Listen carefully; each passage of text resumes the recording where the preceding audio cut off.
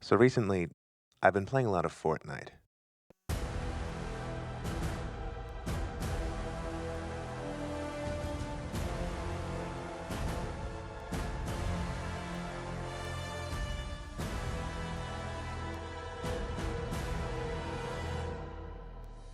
It's not a game I ever thought I'd spend a lot of time in. Certainly not when I played it for the first time a few years ago when it was just beginning its conquest of every recognizable media brand in the world.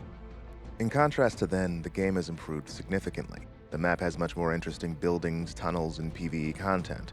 You're able to opt out of building entirely, a boon to curmudgeons like myself who want to focus on the gunplay, and that gunplay has improved a great deal as well. On all accounts, it's a well-constructed game, but even with all of that praise, there's something off about it. Maybe you've noticed it already. There's a lot of stuff in Fortnite. Some might argue too much stuff. Not just cosmetic items, of which there are seemingly infinite, but UI elements, secondary objectives, currencies, and any manner of other things that pose a burden on your mental stack. Fortnite is good at creating those action movie moments. Tense car chases, forest shootouts, stealth missions gone wrong, but it's never too long before your face is blasted with something to pull you out of it. Get this bounty, mine this gold, activate this train, hire this NPC, get to this place to finish this match quest, etc. For all the brutal simplicity that the Battle Royale concept originally promised, a lot of your time in Fortnite isn't really spent thinking about your final confrontation. Instead, it's spent thinking about intermediate objectives whose main purpose is unlocking items, cosmetics, quests, experience, or other rewards that just happen to also be beneficial for surviving the final battle.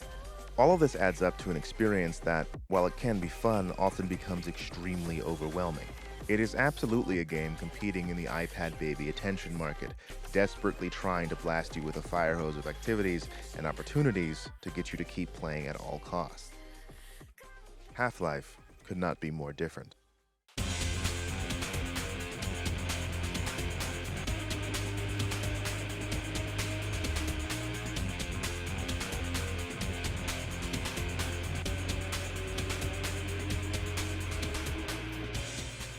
Valve put out an update late last year to commemorate the game's 25th anniversary. It's an impressive and rare gesture from a company who, until recently, seemed like it was more interested in gambling than game development. The update contained a wide variety of quality of life fixes and most notably included 4 brand new maps for the game's deathmatch mode. This motivated me to hop into the game's dusty collection of community servers and, at the risk of sounding dramatic, it's created a kind of time portal. Let me explain. Most critical and historical discussion of Half-Life 1 revolves around its campaign, and for good reason. It was groundbreaking for its graphical advancements, advanced AI, and most importantly, an unprecedented level of immersion. But that immersion isn't limited to Half-Life's stellar campaign. It extends to the game's multiplayer. Now, I want to qualify this claim.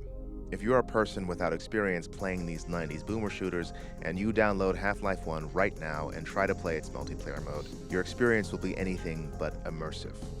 You will squint your eyes at the community servers page trying to find a populated one with a normal map at a decent ping, and you'll probably log in, spawn, and die within 5 seconds. Half-Life 1 is very much not a game competing for the iPad baby attention market. It is actively user-hostile in many respects, and even with the 25th anniversary update, it lacks a lot of the design features we would expect from a modern shooter. It will take several hours getting familiar with the game's movement, maps, and weapons before you even have a remote grasp of what's going on. It'll take more if you're not already familiar with the game's campaign, or the tropes common in the shooters of the mid to late 90s. I have a leg up in this respect. I was online very young, and as such, I caught the tail end of Web 1.0. Much of my formative engagement with computer technology was motivated by the desire of a child with no money to play video games for free or for cheap.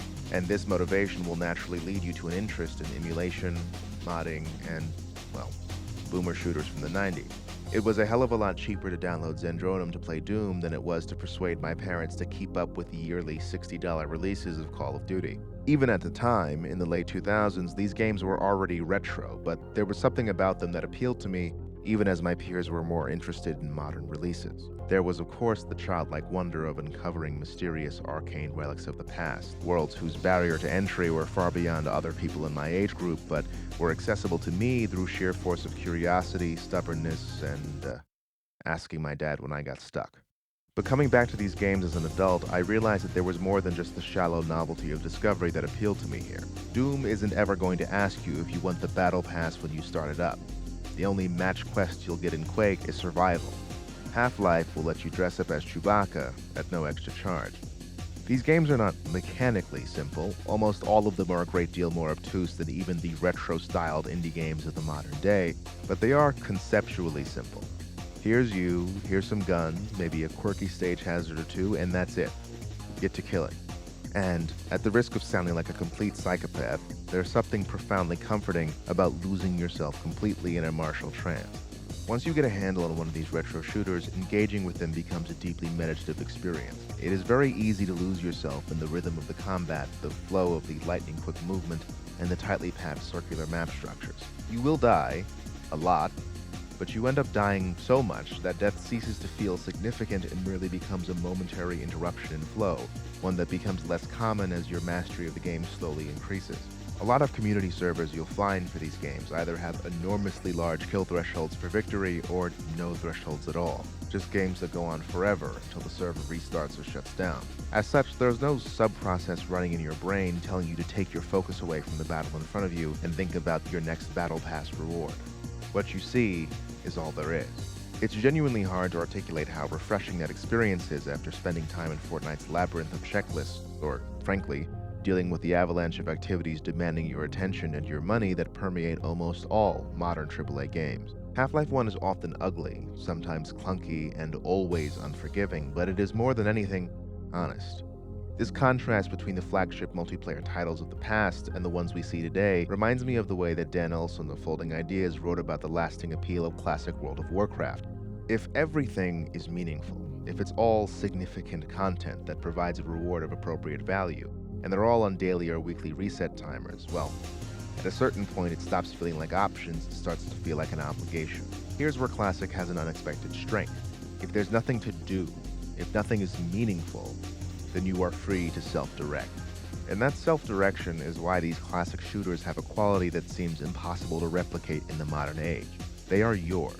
They're yours in that they're games you buy and then own, without having to worry about an ongoing subscription or some manipulative monetization model. They're yours in that they're games that have a hands-off attitude to modding, server management, and matchmaking, giving communities of players the freedom to build their experience and keep the game alive long after the devs have moved on. And, most importantly, they're yours in the sense that they let you engage with them on your terms, without obsessively trying to push you to engage on theirs. And that's why, even after all these years, there's still a place for the sublime beauty of deathmatch.